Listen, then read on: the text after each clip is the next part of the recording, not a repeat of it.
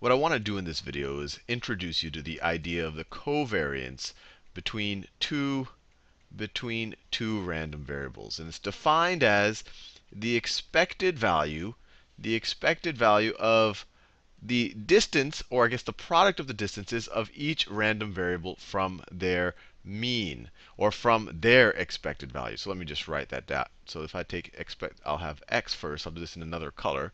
So it's the expected value of random variable x minus the expected value of x. You could view this as the population mean of x times, and then this is random variable y, so times the distance from y to its expected value, or the population mean of y. The population mean of y. And if it doesn't make a lot of intuitive sense yet, well, one, you can just always kind of think about what it's doing, play around with some numbers here. But the reality is, it's saying how much they vary together. So you always take an x and a y for each of the data points. So let's say the whole population. So every x and y that's kind of that go together with each other, that are a coordinate, you put into this. And what happens is, let's say that x is above its mean when y is below its mean. So let's say in the population you had the point. So one instantiation of the random variables, you sample once, I guess, from the universe, and you get x is equal to 1, and that y is equal to, let's say y is equal to 3. And let's say that you knew ahead of time, that the expected value of x is 0. And let's say that the expected value of y is equal to 4. So in this situation, what just happened? Now, we don't know the entire covariance. We only have one sample here of this random variable. But what just happened here?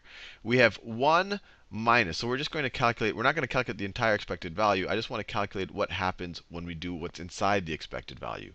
We'll have 1 minus 0. So you'll have a 1 times a 3 minus 4 times a negative 1. So you're going to have 1 times negative 1, which is negative 1.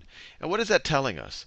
Well, it's telling us, at least for this sample, this one time that we sampled the random variables x and y, x was above its expected value when y was below its expected value. And if we kept doing this, let's say for the entire population this happened, then it would make sense that they have a negative covariance. When one goes up, the other one goes down. When one goes down, the other one goes up. If they both go up together, they would have a positive variance. Or if they both go down together, and the degree to which they do it together would tell you kind of the magnitude of the covariance. Hopefully that gives you a little bit of intuition about what the covariance is trying to tell us. But the more important thing that I want to do in this video is to connect this formula. I want to connect this definition of covariance to everything we've been doing with least squared regression. And really, it's just kind of a fun math thing to do to show you how, well, to show you all of these connections and where really the definition of covariance really becomes useful. And I really do think it's motivated to a large degree by where it shows up in regressions. And this is all stuff that we've kind of seen before. You're just going to see it in a different way. So this whole video, I'm just going to rewrite this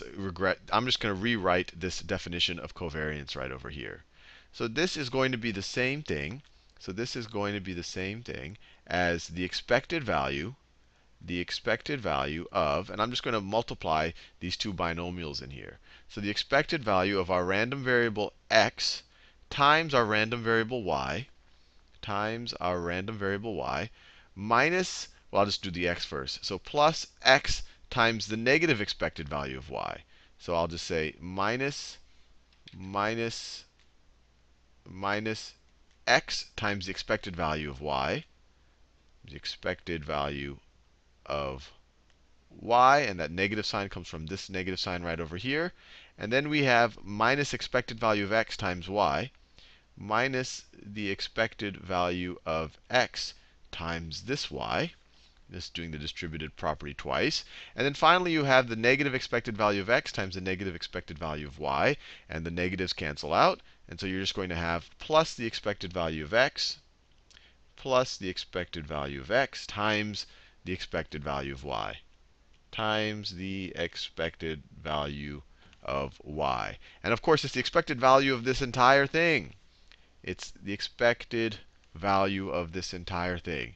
Now, let's see if we can rewrite this. Well, the expected value of the sum of a bunch of random variables, or the sum and difference of a bunch of random variables, is just the sum or difference of their expected values. So this is going to be the same thing. This is going to be, and remember, expected value, in a lot of contexts, you can view it as just the arithmetic mean, or in a continuous distribution, you could view it as a probability weighted sum or probability weighted integral. Either way, it's nothing. We've seen it before, I think. So let's rewrite this. So this is equal to the expected value of the random variables x and y, x times y. I'm trying to keep them color-coded for you. Color-coded. And then we have minus x times the expected value of y. So then we're going to have minus the expected value of x times the expected value of y. Of x times the expected value of y times the expected value of y. Stay with the right colors. Then you're going to have minus the expected value of this thing, minus the expected value of, I'll close the parentheses, of this thing right over here, expected value of x times y. Now, this might look really confusing with all of the embedded expected values. But one way to think about it is the things that already have the expected values, you can kind of view these as numbers. You already view them as known. So we're actually going to take them out of the expected value. Because the expected value of an expected value is the same thing as the expected value. Actually, let me write this over here just to remind ourselves. The expected value of x is just going to be the expected value of x. Is just going to be the expected value of x. Think of it this way. You could view this as the population mean for the random variable. So that's just going to be a known, it's out there, it's in the universe. So the expected value of that is just going to be itself. If the population mean, or the expected value of x is 5, this is like saying the expected value of 5. Well, the expected value of 5 is going to be 5, which is the same thing as the expected value of x. Hopefully that makes sense. We're going to use that in a second. So we're almost done. We did the expected value of this, and we have one term left. And then the final term, the expected value of this guy. And here, we can actually use the property right from the get-go. I'll write it down. So the expected value of, put some big brackets up, of this thing right over here. Expected value of x times the expected value of y. Times the expected value of y. And let's see if we can simplify it right here. So this is just going to be the expected value of the product of these two random variables. I'll just leave that the way it is. So let me just, the stuff that I'm going to leave the way it is, I'm just going to kind of freeze them. So the expected value of x, y. Now, what do we have over here? We have the expected value of x times, once again, you can kind of view it if you go back to what we just said, is this is just going to be a number, expected value of y. So we can just bring this out. If this was the expected value of 3x, it would be the same thing as 3 times the expected value of x. So we could rewrite this as negative expected value of y times the expected value of x. Times the expected value of x. Times the expected. So you can kind of view this as we took it out of the expected value. We factored it out. So just like that. And then you have minus. Same thing over here. You can factor out this expected value of x. Minus the expected value of x times the expected value of y. Times the expected value of y. Let me write it. Times the expected value of y. This is getting confusing with all the e's laying around. And then finally, you have the expected value of this thing, of two expected values. Well, that's just going to be the product of those two expected values. So that's just going to be plus, I'll freeze this, expected value of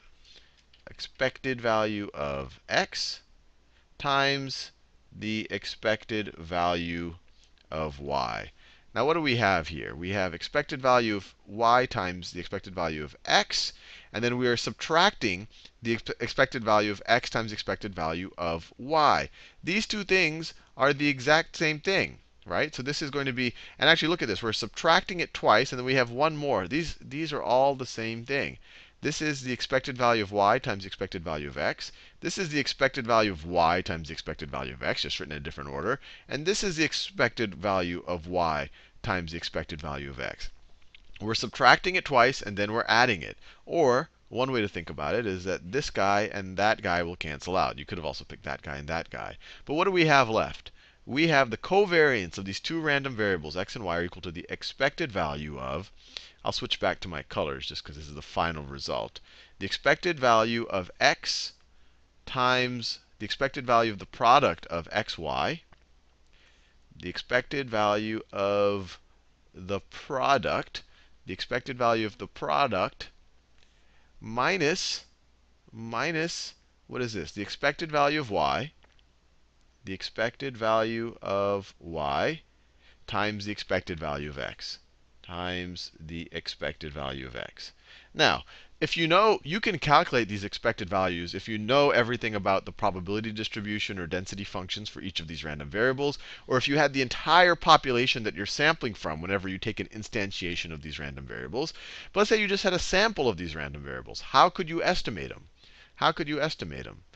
Well, if you were estimating it, the expected value, let's say you just have a bunch of data points, a bunch of coordinates, and I think you'll start to see how this relates to what we did with regression. The expected value of x times y, it can be approximated by the sample mean of x and of the products of x and y. This is going to be the sample mean of x and y. You take each of your x, y associations, take their product, and then take the mean of all of them. So that's going to be the product of x and y. And then this thing right over here, the expected value of y, that can be approximated by the sample mean of y. And the expected value of x can be approximated by the sample mean of x. So what can the covariance of two random variables be approximated by? What can they be approximated by? Well, this right here is the mean of their product. This right here is the mean of their product from your sample, minus the mean of your sample y's, times the mean of your sample